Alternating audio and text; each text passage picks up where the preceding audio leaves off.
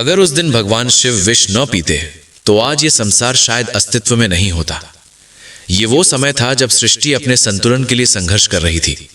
देवता अपनी शक्तियां खो चुके थे, असुरों का प्रभाव बढ़ता जा रहा था और ब्रह्मांड में असंतुलन की छाया गहराती जा रही थी।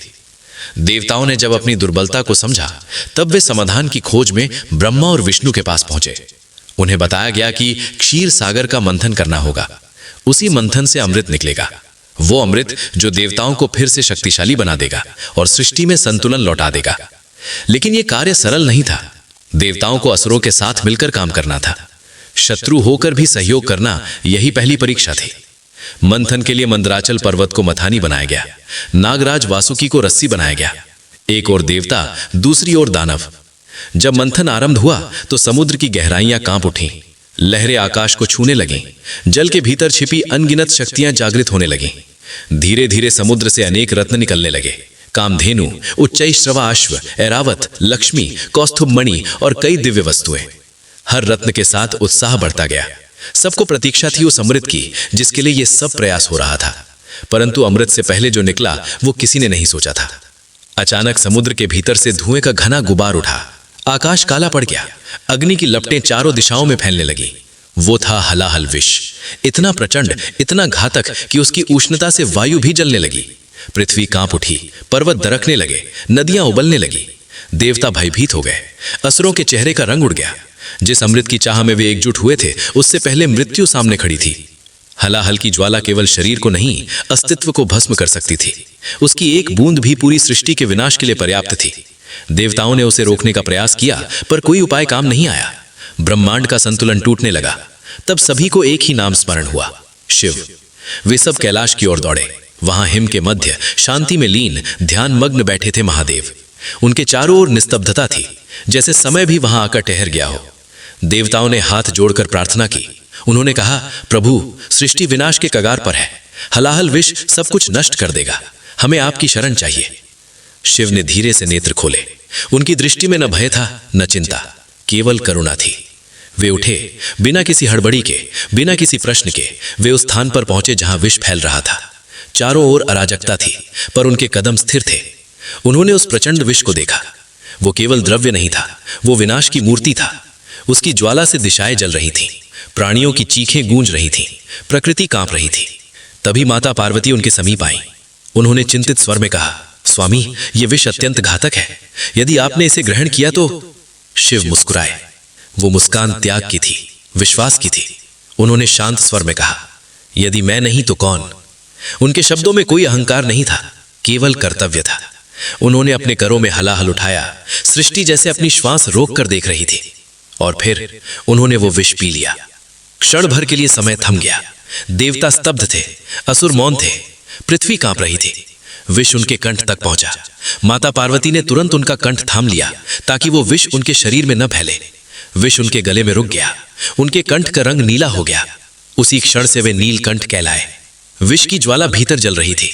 वो पीड़ा साधारण नहीं थी, पर शिव के मुख पर वही शांति थी। उन्होंने संसार का दर्द अपने भीतर समा लिया, पर बाहर करुणा ही दिखाई। सृष्टि बच गई। वायु फिर से शीतल होने लगी। पृथ्वी स्थिर हो गई। देवताओं ने राहत की सांस ली। असुरों ने भी स्वीकार किया कि यह त्याग किसी साधारण शक्ति का कार्य नहीं था। उस दिन संसार ने सच्ची शक्ति का अर्थ सीखा। शक्ति केवल बल नहीं होती। शक्ति वो है जो अपने स्वार्थ से ऊपर उठ सके, जो दूसरों के लिए कष्ट सह सके, जो विनाश को स्वयं में रोककर जगत को जीवन दे सके। शिव ने यह नहीं सोचा कि उन्हें क्या मिलेगा। उन्होंने ये नहीं पूछा कि अमृत का भाग उन्हें मिलेगा या नहीं। उन्होंने केवल ये देखा कि सृष्टि संकट में है और वे उसके रक्षक हैं। नीलकंठ की कथा हमें केवल एक पौराणिक घटना नहीं बताती, वो जीवन का सिद्धांत सिखाती है। हर युग में हलाहल होता है, कभी वो ईर्ष्या के रूप में, कभी क्रोध के रूप में, कभी लोभ के रूप में। वो हमारे परिवारों को, समाज को, संबंधों को तोड़ सकता है। प्रश्न ये है कि क्या हम उसे और फैलने देंगे या उसे अपने धैर्य, अपने संयम से रोकेंगे। शिव ने विष को भीतर रोका पर उसे हृदय तक नहीं पहुंचने दिया। यही सबसे बड़ा संदेश है।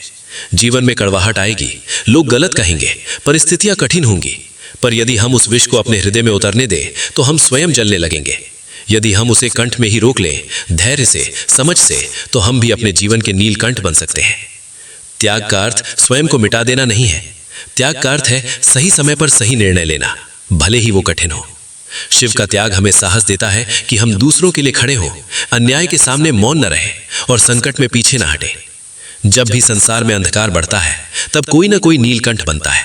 कोई अपने परिवार के लिए संघर्ष करता है, कोई समाज के लिए आवाज उठाता है, कोई अपने स्वार्थ को त्याग कर दूसरों का सहारा बनता है। शिव का मार्ग आसान नहीं है, वो तपस्या का मार्ग है, वो संयम का मार्ग है, वो करुणा और साहस का मार्ग है। पर जो इस मार्ग पर चलता है वो भीतर से अडिग हो जाता है।